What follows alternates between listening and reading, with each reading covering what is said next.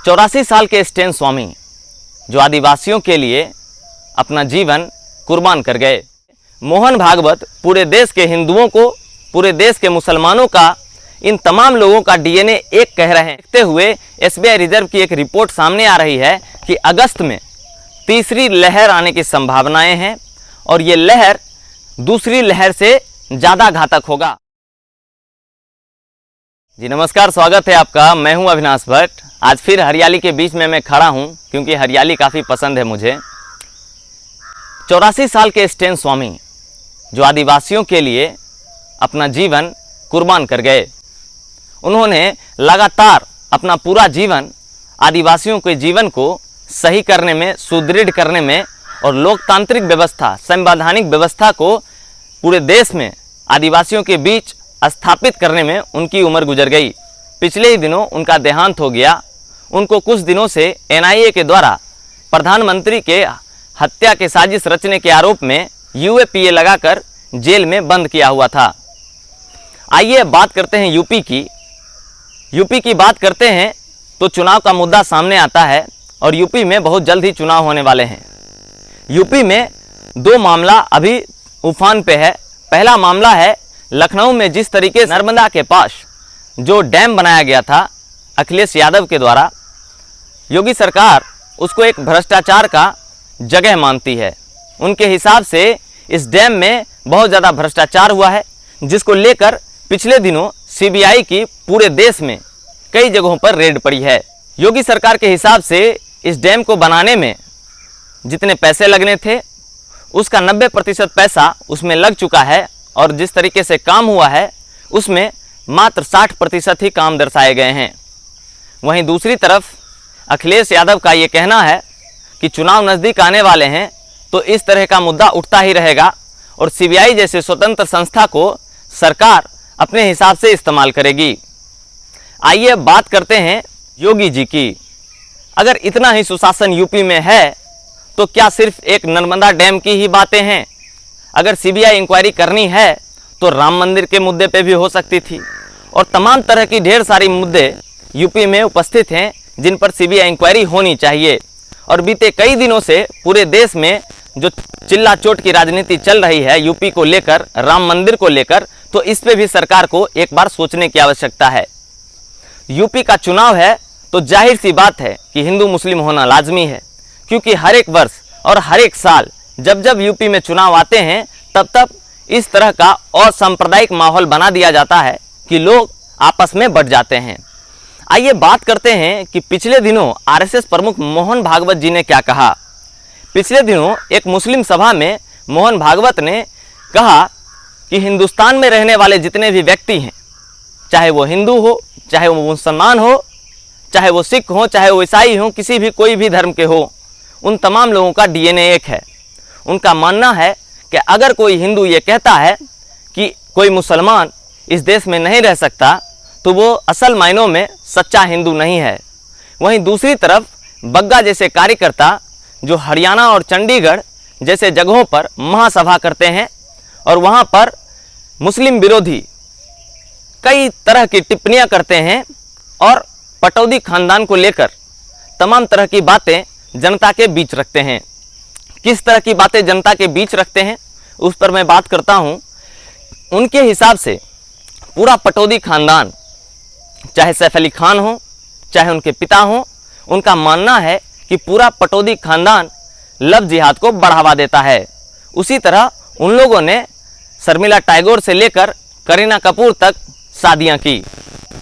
उनका मानना है कि इन तमाम तरह की चीज़ें नहीं होनी चाहिए थी, मगर उसके बावजूद ये लोग लव जिहाद को अपना मुद्दा बनाते हैं।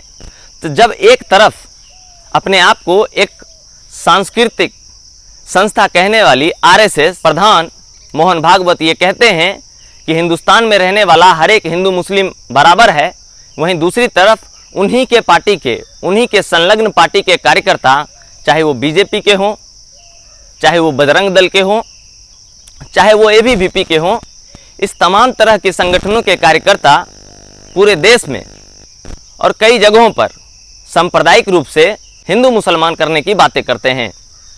तो पूरा देश इस बात को सोचकर कंफ्यूज है कि आखिर किन की बातों को जहन में लिया जाए, किन की बातों को माना जाए और किन की बातों को नहीं माना जाए।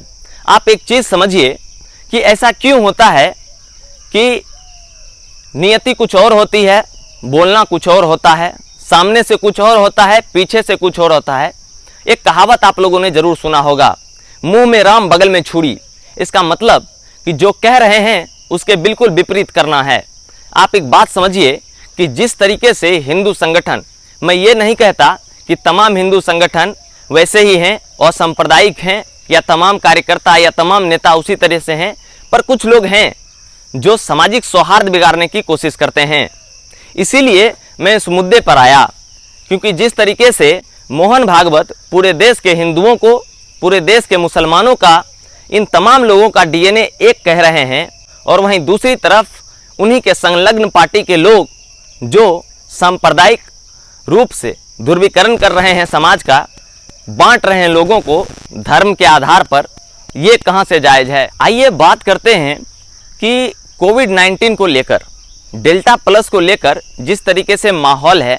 एसबीआई रिजर्व का एक रिपोर्ट है कि आने वाले अगस्त में 10 तारीख से लेकर सितंबर में तीसरी लहर आने की गुंजाइश है, संभावना है। तो मेरे जितने भी दर्शक हैं उनसे मेरा अनुरोध है कि कृपया मास्क लगाएं, सैनिटाइजर का इस्तेमाल करें और बाहर जाने से बचें, क्योंकि डेल्टा प्लस वेरिएंट जो है वो बहुत ही खतरनाक है। पूरे विश्व में 50 से 60 ऐसे देश हैं जहां लगातार लोग इस वेरिएंट से परेशान हैं, और पिछले कुछ दिनों में, जैसा कल का रिपोर्ट है कि पिछले एक दिनों में पूरे हिंदुस्तान में 40,000 कोरोना मरीज की रिपोर्ट सामने आई। तो इसको देखते हुए एसबीआई रिजर्व की एक रिपोर्ट सामने आ रही है कि अगस्त में तीसरी लहर आने की संभावनाएं हैं, और ये लहर दूसरी लहर से ज़्यादा घातक होगा। इसीलिए तमाम व्यक्तियों से मेरा एक अपील है कि कृपया करके अपने घर में रहें, बाहर कोई काम पड़े तब निकलें, और मास्क और सैनिटाइजर का इस्तेमाल ज़रूर करें, क्योंकि आप अपने परिवार के लिए, अपने लोगों के लिए सिर्फ एक व्यक्ति नहीं हैं, एक भावना है, और सरकार के लिए आप सिर्फ एक आंकड़ा हैं। ये चीज़ आप भी बेहतर से समझते होंगे। मैं बात करता हूँ जब वैश्विक महामारी की, तो वो तमाम क्षण मेरी आंखों के सामने आने लगते हैं कि किस तरीके से लोग तड़प रहे थे, लोग मर रहे थे, उन्हें दवाइयाँ नहीं मिल रही थी, ऑक्सीजन नहीं मिल रहा था।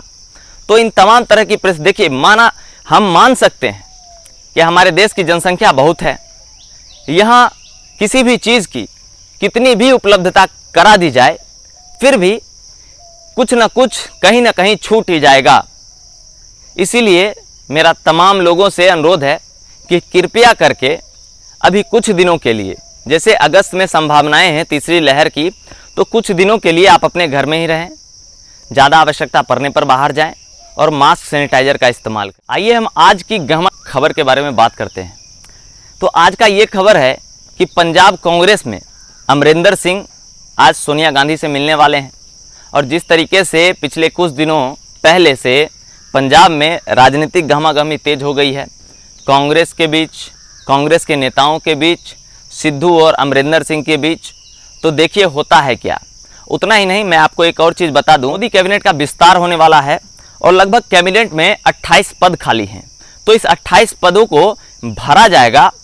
जो बताया जा रहा है, जो आयास लगाए जा रहे हैं कि 7 जुलाई को 17 से 22 नए मंत्री शपथ लेने वाले। हम बात करते हैं सीबीएसई की, तो 10वीं और 12वीं के लिए सीबीएसई की नई असाइनमेंट स्कीम साल में 2 बार एग्जाम ले जाएगी छात्रों की, 2 बार एग्जाम ली जाएगी छात्रों की।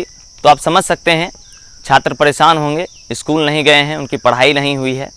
और पिछले दिनों ये छात्रों की बात थी, पिछले दिनों आरजेडी ने अपना सिल्वर जुबली मनाया, 25 साल कंप्लीट किए। लालू यादव जी ने भी संबोधन किया, पूरे बिहार की जनता को संबोधित किया, अपने कार्यकर्ताओं को संबोधित किया। उन्होंने कहा कि अगर राबड़ी और तेजस्वी नहीं होते तो शायद मैं रांची में ही मर जाता, रांची में ही ख़त्म हो जाता। ऐसा उन्होंने कहा।